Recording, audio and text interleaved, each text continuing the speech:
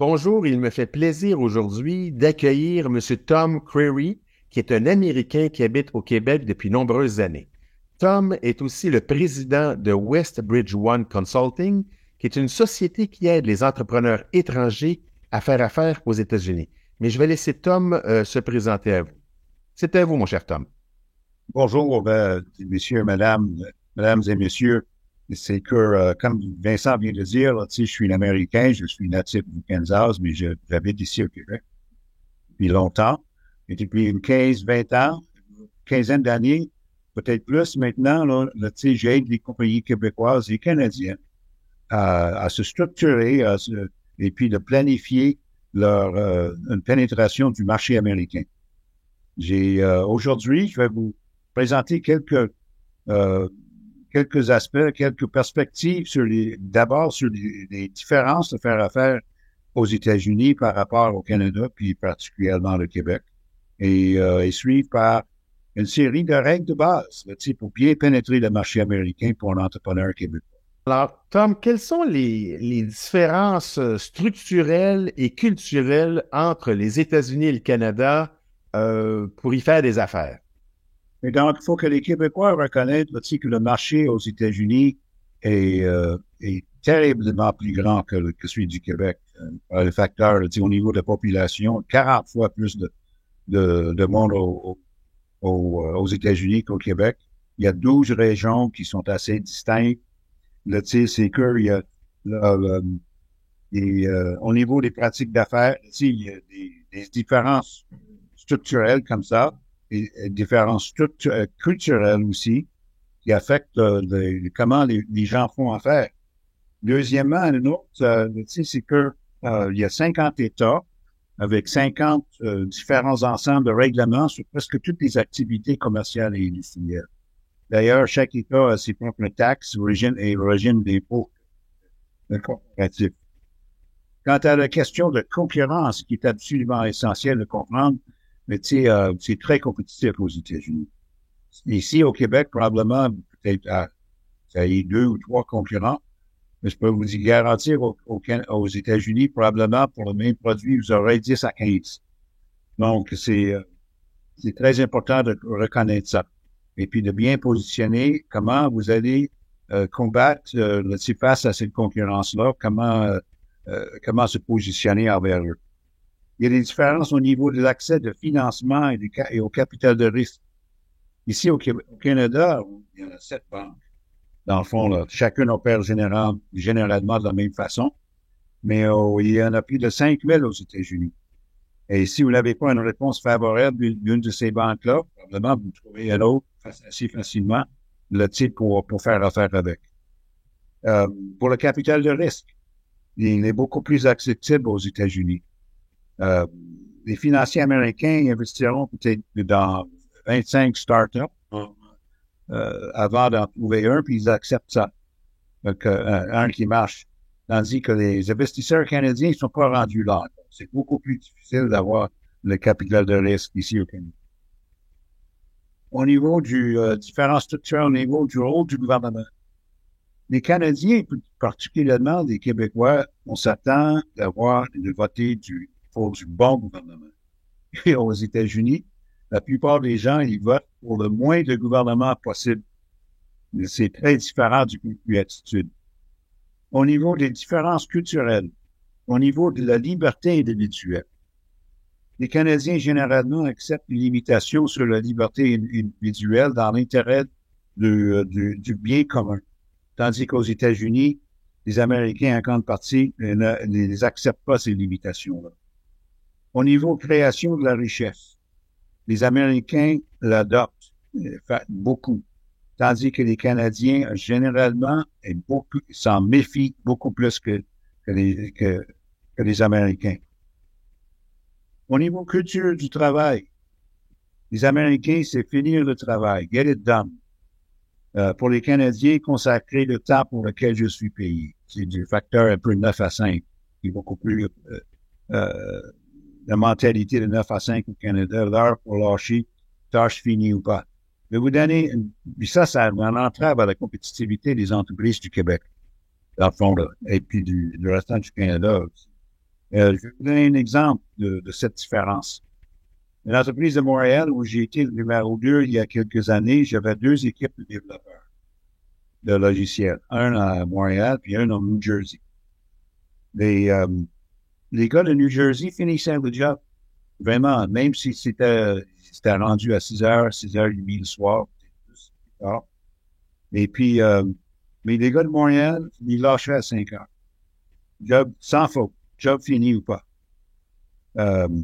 Quels employés, au bout de l'année, ils ont reçu les plus gros bonus à la fin de l'année? C'était pas les gars de Montréal. Et puis, par la suite, dans l'intérêt de plus grande vitesse de lancement des produits, on consacrait les plus importantes créations nouvelles à l'équipe américaine. L'exemple concret que j'ai vécu, moi, quand j'étais numéro 12. Différence culturelle aussi au niveau de l'aversion au risque. Les entreprises canadiennes sont relativement complaisantes et généralement essayent d'éviter le risque. Aux États-Unis, les entrepreneurs disent c'est que let's go, let's think it through, but let's go. Donc, pas de risque, pas de gain pour les autres. C'est la mentalité. Au niveau culturel, ça, culture d'affaires. Et puis, au niveau différences culturelles, dans les premiers contacts en général, peut-être que vous avez remarqué quand vous êtes en vacances, les gens vont dire rapidement « Hi, how are you? » sur la rue. Très friendly, comme on dit. Plus souvent que non, les gens d'ici vont penser de cela, je ne connais pas cette personne-là, qu'est-ce qu'il veut de moi? C'est une différence très fondamentale. Une fois qu'on connaît quelqu'un ici au Québec, c'est très chaleureux. Mais premier contact, c'est difficile à faire le premier contact. Dans les premiers contacts en affaires, l'Américain s'intéresse en premier lieu à ce que vous avez offert. Tandis que l'homme d'affaires québécois, normalement, mon expérience, c'est qu'il cherche à savoir un petit peu plus sur la personne devant lui quand il y a premier contact d'affaires avant de discuter que quoi que ce soit au niveau affaires. L'Américain aura de l'impatience avec ça dans ses premiers contacts. Au niveau des différences culturelles encore, les Américains ne craignent pas l'innovation ou les nouvelles façons de faire les choses. Ils sont toujours en train d'innover, de progresser. Canadiens, généralement, malheureusement, instinctivement, cherchent un niveau de confort. Ici, on se méfie du succès avec un certain degré de jalousie. Un Américain prospère conduirait un Cadillac pour annoncer son succès dans la vie. Et mon expérience avec des gens que je connais ici au Canada qui sont un grand succès, ils vont probablement conduire un VUS assez raisonnable et puis pour éviter des regards de jalousie des gens. Donc, c'est très différent à ce niveau-là. Au niveau des engagements en affaires, très important à savoir, les Américains ont un grand respect de la parole de quelqu'un. Votre parole, c'est le contrat.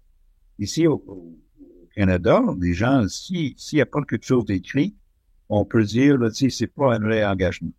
Donc, Américain, il donne son mot à dire, oui, ça va, c'est pour lui, dans sa tête, c'est un contrat. Même en souvenir de ça. Adoption des nouvelles technologies. Les entreprises canadiennes n'achètent pas des nouveaux services, produits ou technologies, à moins que ça ait été prouvé aux autres. Nous, un compétiteur, utilise la nouvelle technologie à leur détriment. Ou bien donc, la société mère étrangère exige son utilisation. Un autre exemple, dans lequel j'ai une compagnie où est-ce que j'étais patron pour développer les développements des affaires. On avait besoin de tester le marché pour quelque chose de nouveau. C'était au niveau d'une application d'affaires. J'ai envoyé un représentant à Toronto et un autre à New York pour s'informer de l'intérêt à essayer la nouvelle application numérique. Les deux sont revenus. La réaction reçue à Toronto, selon mon représentant, il dit, le gars, il n'était pas favorable à ça. Dans le fond, il a admis, il dit, I can't do this. I can lose my job if I recommend this and it doesn't work. Et puis, une journée plus tard, j'ai reçu le représentant qui est retourné de New York. Il dit, hey, ça a bien été, là. Tu sais, le gars, il était un peu craintif au début, puis il dit, let's do it. I can be a hero if this works. But if it doesn't, you will never see me again. Donc, but let's do it. Et j'ai rencontré ça pour quelques reprises, c'est différence fondamentale du point de vue de l'attitude envers les nouvelles technologies. Donc, à quoi ça mène? Premièrement, les États-Unis représentent un marché primordial pour tout ce qui est nouveau.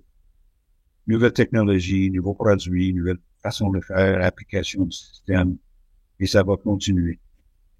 On ne craint pas ce qui est nouveau, mais il faut que ça marche. Et j'ai vu ça. Donc, pour tester un nouveau produit, malheureusement, ne perdez pas votre temps au Canada de tester. Vas-y. Tout ça, ça amène, avec tout ça, avec ça, c'est que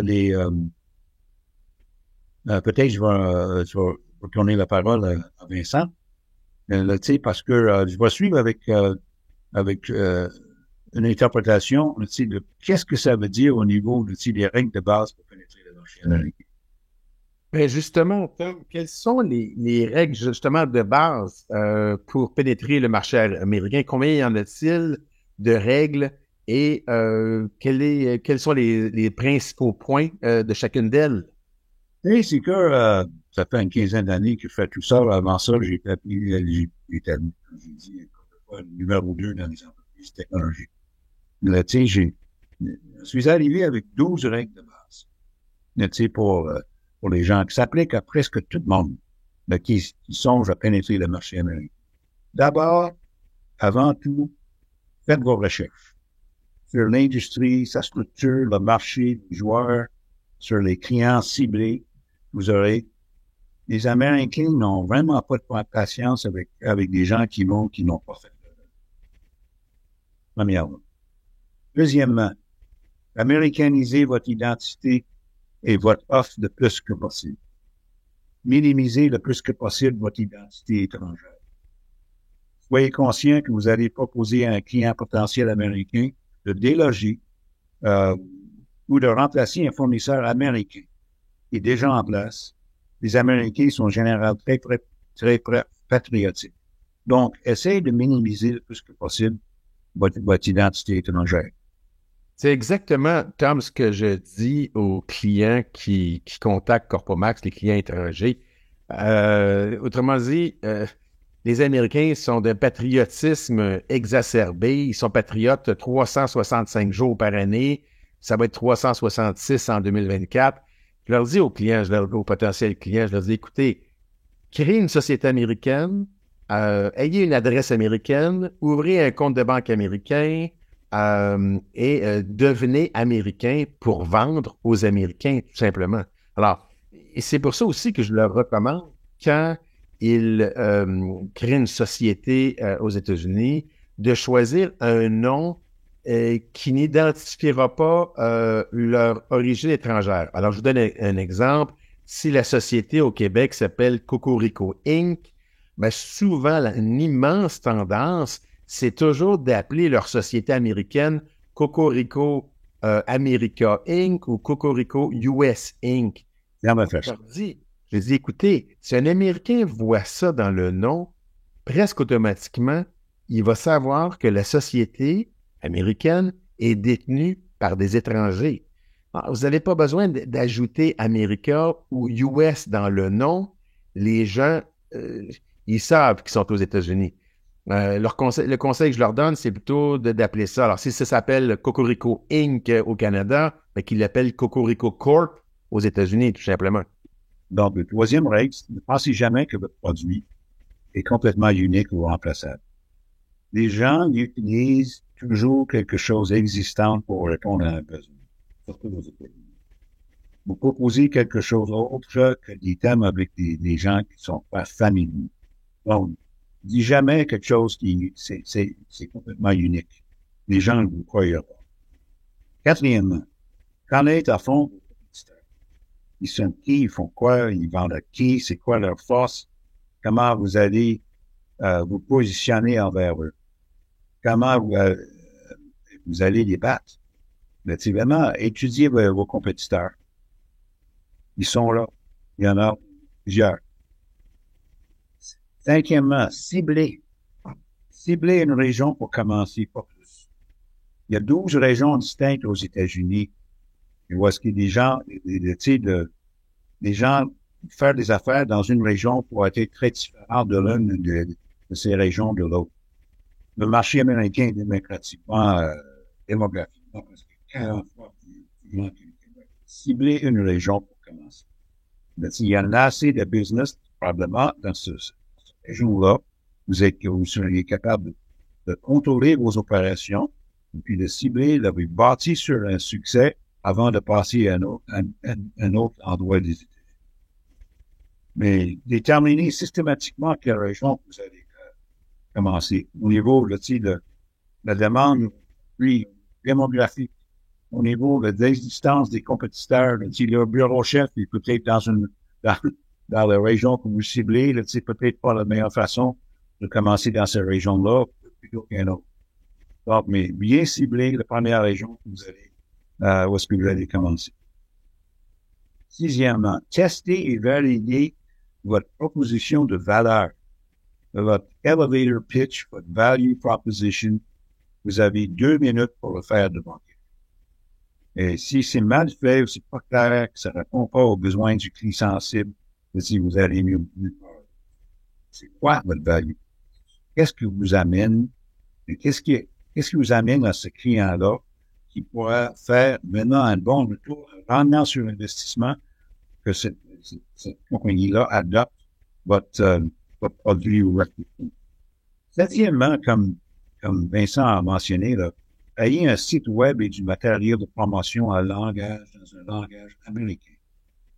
Évitez à tout prix les structures de phrases à la française, et des apparences de traduction littérale. Ça existe souvent quand je vois le site web en anglais d'une compagnie ici au Québec. Là, c'est que les structures de phrases, là, les gens aux États-Unis vont voir immédiatement c'est pas une entreprise américaine qui fait ça. Quelque chose d'étranger. Dotez-vous d'une adresse américaine, même s'il est virtuel. Que je parle de ces virtuels, là, un bureau, là, dans downtown Boston ou downtown Chicago, c'est 250 à 300 $ par mois.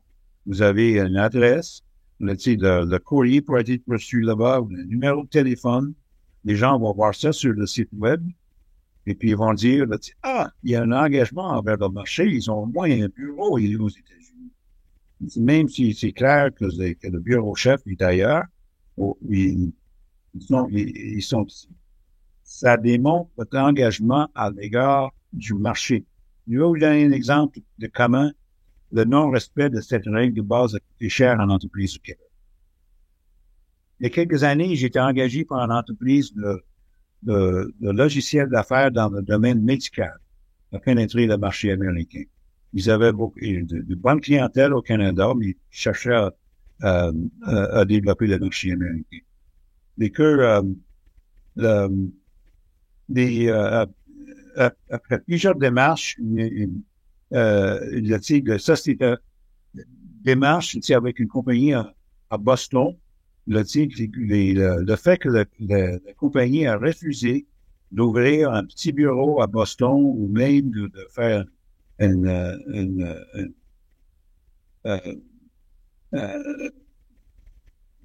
incorporation aux États-Unis, au Delaware, des coûts minimes, un contrat de plusieurs millions de dollars a été perdu parce que c'est le refus du conseil d'administration formé de gens d'ici, là, de comptables et d'avocats.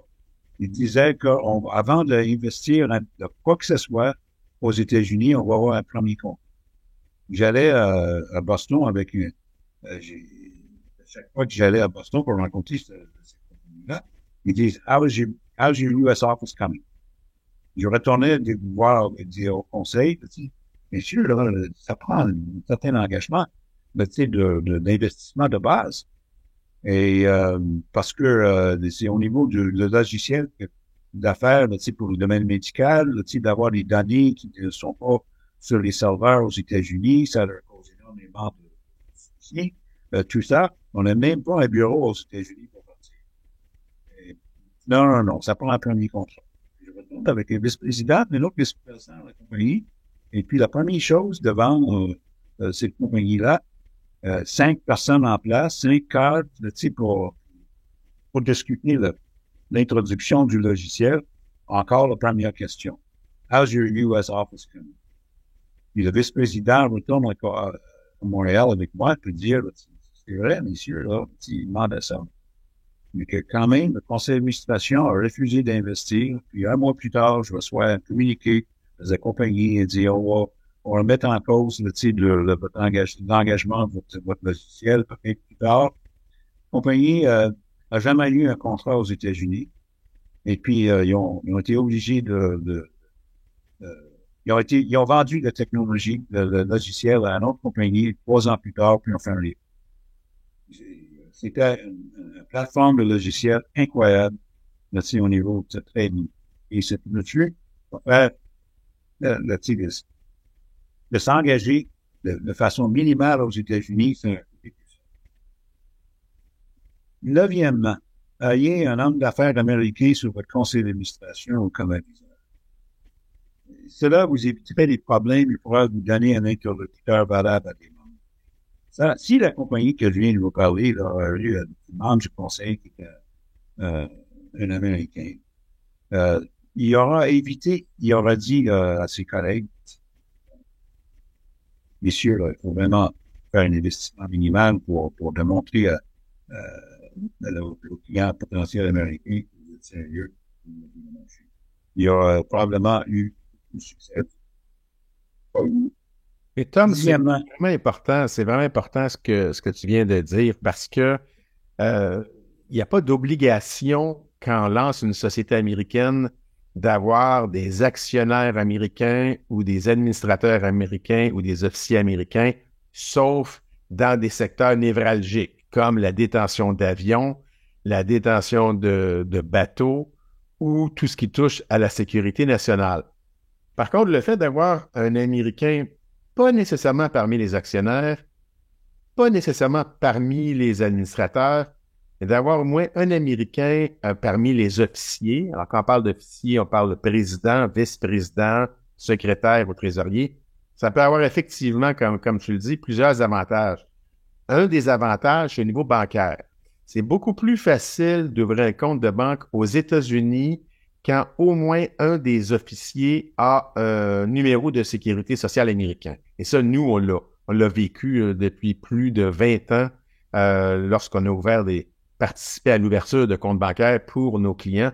Alors, c'est pour ça que ça aide énormément. Deuxièmement, l'Américain qui est sur le sol américain, qui vibre avec les autres Américains, va comprendre beaucoup mieux la mentalité. Et à ce moment-là, moi, je trouve, en tout cas, personnellement, que c'est un gros avantage. Ce n'est pas obligatoire, mais ça peut être fort utile. Par rapport à cette suggestion d'avoir même un bureau virtuel aux États-Unis, tout récemment, depuis il y a 2 ans, j'ai été demandé par une compagnie québécoise qui a des produits de finition interne de maison. Ça pétionnait aux États-Unis au niveau du développement d'affaires. Il n'y avait pas de bureau virtuel. Il n'y avait pas un numéro de téléphone américain. Et puis, il y avait certaines frustrations de la part des administrateurs. Et j'ai suggéré que le marché ciblé est en Floride, puis en New York, puis en Californie. C'est peut-être commencer par la Floride, puis avec New York aussi, d'avoir un bureau virtuel. Ils ont accepté ça. J'ai convaincu le patron de faire ça. Et puis, en dedans d'un an, leurs ventes américaines, ils ont triplé. Ils ont augmenté de 300%. Parce qu'il y avait un numéro de téléphone dans un cadre régional, mais les gens peuvent appeler, mais il y avait un bureau identifié à Fort Lauderdale, même s'il y avait personne là, les gens ne songeaient pas d'aller voir le bureau. Ils savaient qu'il y avait un bureau là, donc une certaine présence locale. Et vraiment, les autres, la compagnie a une augmentation de 300% pendant un an, du point de vue des ventes. Et une autre Donc, chose aussi, Tom, que moi j'ai remarqué de mon côté, c'est, par exemple, pour les Canadiens, ils peuvent obtenir un numéro sans frais, un numéro 1-800, de type 1-800, numéro vert en Europe, type 1-800. Et l'avantage aussi, c'est que les numéros de type 1-800, ce n'est ni américain ni canadien, c'est un pool qui est nord-américain. Alors, on peut très bien, si on a déjà un numéro sans frais de type 1-800 au Canada, on peut très bien demander à notre fournisseur canadien, comme par exemple Bell ou Vidéotron au Québec, d'étendre la portée de ce numéro 1-800 aux États-Unis. Alors donc, le numéro fonctionne aussi bien au Canada qu'aux États-Unis, et à ce moment-là, les gens peuvent appeler. Et moi, je trouve que ça donne aussi une image encore une image de sérieux encore plus grande quand on a un numéro de type 1-800, parce que c'est souvent associé dans l'esprit des gens à des grandes entreprises. Alors ça aussi, c'est une autre possibilité pour les gens d'affaires étrangers, canadiens, de se donner une image américaine en ayant notamment un numéro de type 1-800. question très importante, vraiment. Là. Mais je reviens sur les 12 règles de base. Le 10e, c'est essentiel, c'est d'avoir un plan. Un plan d'affaires, des choses précises à faire dans les 12 premiers mois de développement aux États-Unis. Et puis faire une projection des dépenses reliées à ce développement-là. Normalement, quand je conseille des gens, là, des entreprises, là, on arrive avec 10, 12 affaires essentielles dans les 12 prochains mois. Et puis, on attache un coût à chacun de ces éléments. Et je le dis à la fin, doublez-le. Et s'attendez, que ça pourra faire, que c'est les coûts, les dépenses reliées à ces activités pourraient augmenter de 100%. C'est pas sûr, là, mais préparez-vous. Mais c'est vraiment c'est important d'avoir cette plan d'affaires d'attaque-là et puis la rendre ajustable, vraiment eligible, comme on dit en anglais, là, going forward. C'est que normalement un plan d'affaires, un plan d'action, et il est désuet après 6 mois, même peut-être 3 mois, 4 mois, mais c'est essentiel d'avoir cette rolling 12-month period action plan. OK. M'excuse pour l'utilisation de l'anglais parfois, là, mais quand même. Vous êtes pardonné, mon cher Tom. Oui. Tu sais, c'est 11e, ça a l'air banal, mais c'est important. C'est de devenir membre d'une association d'affaires de votre secteur. Afin de développer votre réseau, le networking. Le milieu d'affaires américain est un milieu d'association utile, puissante quant au règlement, l'interprétation des règlements gouvernementaux, du lobby, du point de vue des changements qui sont pratiques dans l'industrie. Et puis, il y a des excellents networking. Finalement, n'essayez pas d'être trop amis, trop familier avec votre client potentiel au début. Focus sur ce que vous offrez à ce client. Ne parlez pas de politique. Vraiment pas. C'est un tabou. Il faut se souvenir, vous êtes conscient que la plupart des hommes d'affaires américains et des cadres d'entreprise, ils votent républicains. Et puis, ils ont voté pour Donald Trump en 2016, en 2000. Si on peut avoir des attitudes ici au Québec envers tout ça, mais parler du sport, après la première rencontre, oui, mais pas politique. Donc, avec ces 12 règles de base-là, vous allez, en respectant ces règles, vous mettrez la chance de votre côté pour développer votre business. Je vous remercie, Tom, pour ces informations absolument précieuses, essentielles même pour pénétrer le marché américain. On va mettre vos coordonnées à la fin de cette vidéo pour que les gens puissent vous contacter s'ils ont des questions ou encore s'ils ont des projets et qu'ils désirent pénétrer le marché américain. Alors, merci encore et à très bientôt. Ça m'a fait plaisir.